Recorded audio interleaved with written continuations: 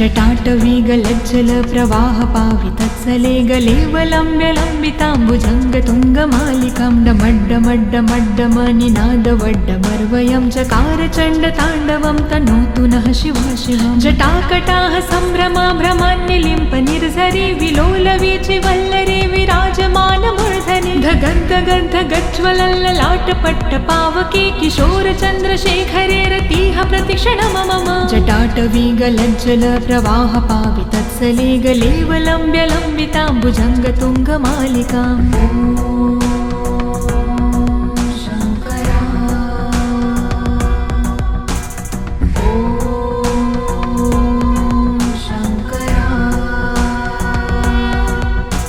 धराधरेन्द्रनन्दिनी विलासबन्धुबन्धुरसुराद्रिगन्धसन्तति प्रमोदमान मानसे कृपाकटाक्षधारिणी निरुद्ध दुर्धरापदि कवचदिगम्बरे मनो विनोदमेतु वस्तुनि। जटाभुजङ्ग पिङ्गल स्फुरत्फणामणि प्रभा कदम्ब कुङ्कुमाद्रवा प्रलिप्त दिग्वधूमुखे मदान्ध सिन्धुरस्फुरत्वगुत्तरीय मेदुरे मनो विनोद धुत्तं बिभर्तु भूतभर्तरे।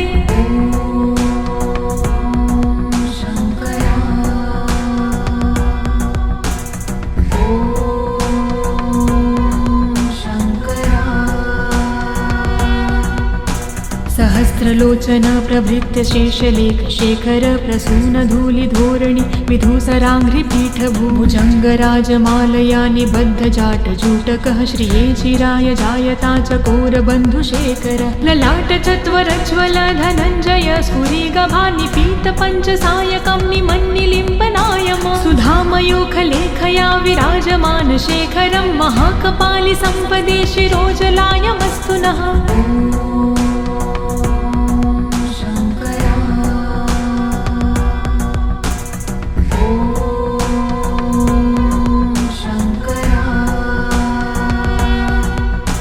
कराल भाल पट्टिकाध गद्द गद्द गज्वल धनञ्जयाधरीकृत प्रचण्ड पञ्चसायके धराधरेन्द्रनन्दिने कुचाग्रचित पत्रक प्रकल्पनैक शिल्पिनी त्रिलोचने मते मम। नवीन मेघमण्डले निरुद्ध दुर्धर स्फुरत् कहोनिशीथिनी तमः प्रबन्ध बन्धुकन्धर निलम्पि निर्झरीधरस्तनोतु कृत्ति सिन्धुरः कलानिधान बन्धुरः श्रियं जगन्धधुरधर।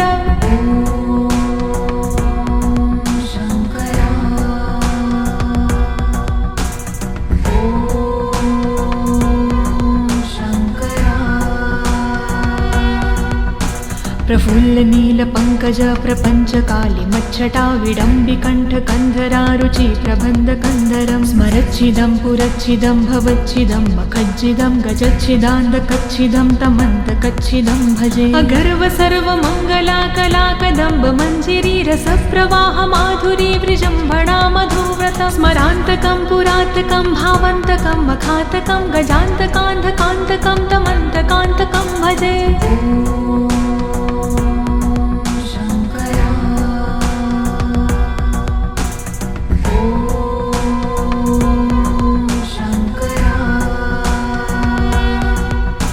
जयत्वद ब्रवीभ्रम भ्रमद्द जङ्गमस्फुर धगद्धगद्विनिर्गमत्कराल बाल हव्यव धिमिद्धिमिद्धिमिद्धिमिन्मृदङ्गतुङ्गमङ्गलं ध्वनिक्रम प्रवर्तित प्रचण्ड ताण्डव शिव। दृशद्विचित्रतल्पयोर्भुजङ्गमौक्तिकं स्रजो गरिष्ठरत्नलोष्टयो सह द्विपक्षपक्षयो त्रिणारविन्द चक्षुषो प्रजामहिन् महेन्द्रयो समं प्रवर्तयन्मनः कदा सदा शिवं भजे।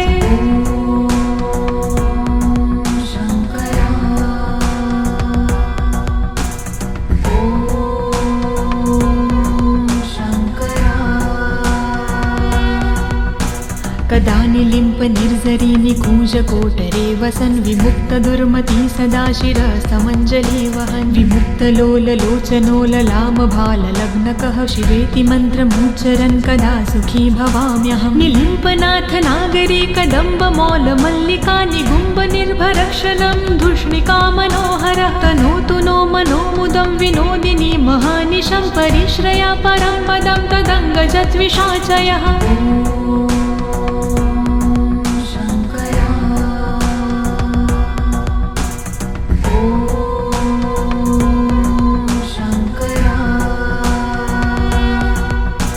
प्रचण्डवाडवानल प्रभाशुभ प्रचारिणी महाष्टिसिद्धकामिनी जनावहूत जल्पना विमुक्तवामलोचनो विवाहकालिकध्वनि शिवेति मन्त्रभूषगो जगज्जयाय जायता इमं हि नित्यमेव मुक्तमोत्तं स्तवं पठन् स्मरन् ब्रुवन्नरो विशुद्धमेति सन्ततं हरे गुरोसु भक्तिमाशु याति नायशागति विमोहनं हि देहनातु शङ्करस्य चिन्तनम्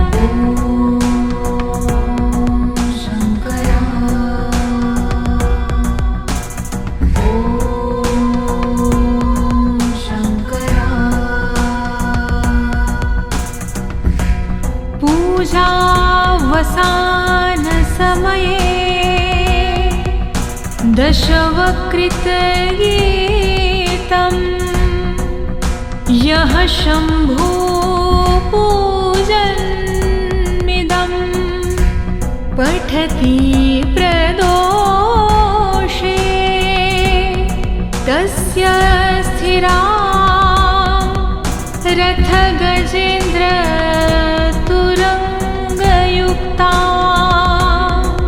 लक्ष्मी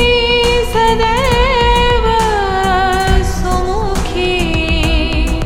प्रददाति शम्भुः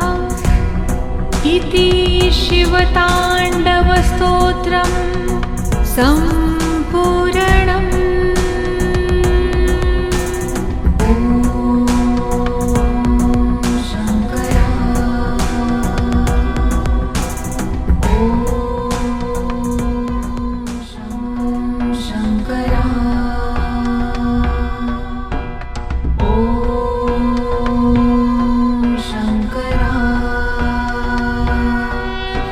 जटाटवीगलज्जल प्रवाह पावितत्सले गलेवलम्ब्यलम्बिताम्बुजङ्गतुङ्गमालिकां डमड्डमड्डमड्डमनिनादवड्डमर्वयं चकार चण्डताण्डवं तनोतु नः शिवा शिवं जटाकटाः सम्भ्रमा भ्रमान्निलिम्प निर्झरी विलोलवीचि वल्लरी विराजमानमूर्धनि धगद्धगद्धगज्ज्वलल्ललाटपट्टपावके किशोरचन्द्रशेखरे रतिः प्रतिक्षणं मम जटाटवीगलज्जल प्रवाह पावितत्सले गलेवलम्ब्यलम्बिताम्बुजङ्गतुङ्गमालिकाम्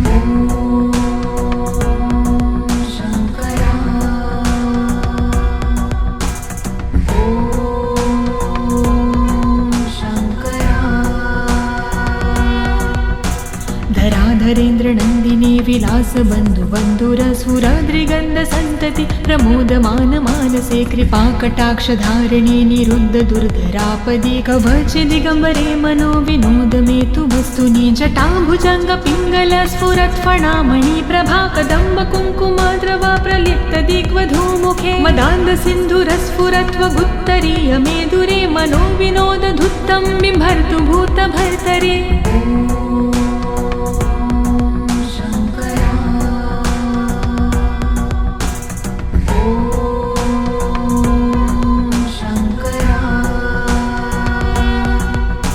सहस्रलोचन प्रभृत्य शेषलेख शेखर प्रसून धूलिधोरणि विधूसराङ्घ्रिपीठ भुजङ्गराजमालया निबद्ध जाटजूटकः श्रिये चिराय जायता चकोरबन्धुशेखर ललाट चत्वरज्वल धनञ्जय स्फुरिगभानिपीत पञ्चसायकं निमन्निलिम्पनायम सुधामयूखलेखया विराजमान शेखरं महाकपालि सम्पदे शिरोजलायमस्तु नः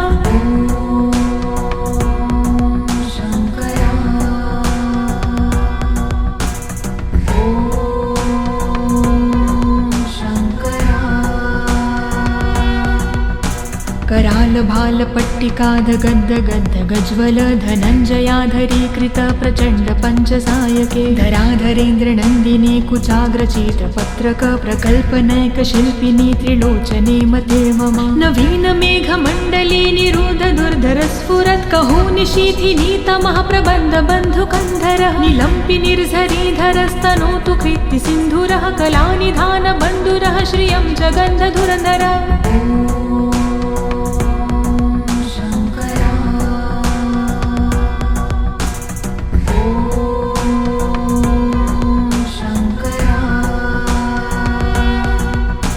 प्रफुल्ल नील पंकज प्रपंच काली मच्छटा विडम्बि कंठ कंधरा रुचि प्रबंध कंधरं स्मरच्छिदं पुरच्छिदं भवच्छिदं मखज्जिदं गजच्छिदान्त कच्छिदं तमन्त कच्छिदं भजे अगर्व सर्व मंगला कला कदम्ब मंजिरी रस प्रवाह माधुरी विजृंभणा मधुव्रतं स्मरान्तकं पुरातकं भावन्तकं मखातकं गजान्तकान्धकान्तकं तमन्तकान्तकं भजे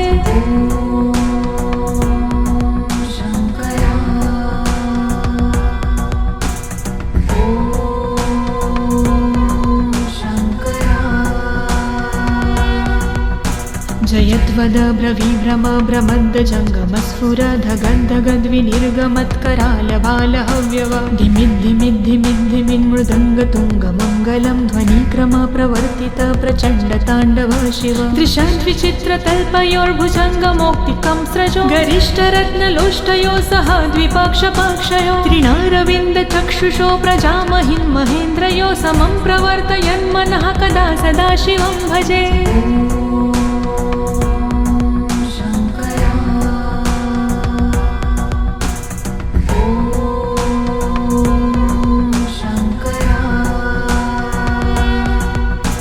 कदा निलिम्प निर्झरी निकूज कोटरे वसन् विमुक्त दुर्मती सदा शिरस्तमञ्जलि वहन् विमुक्त लोल लोचनो ललाम भाल लग्नकः शिवेति मन्त्रमुच्चरन् कदा सुखी भवाम्यहं निलिम्पनाथ नागरी कदम्ब मौल मल्लिका निगुम्ब निर्भरक्षलं धूष्णिका मनोहरः तनोतु नो मनोमुदं विनोदिनी महानिशं परिश्रया परं पदं तदङ्गजद्विषाचयः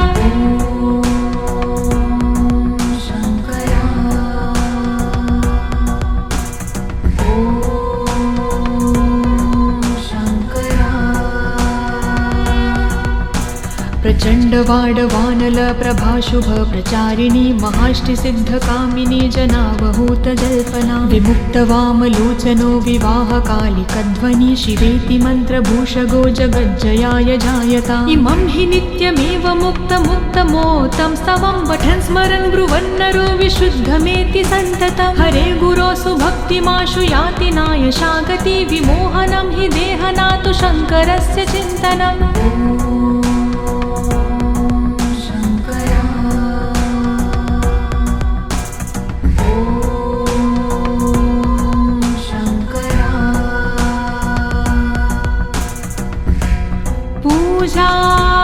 पूजावसान समये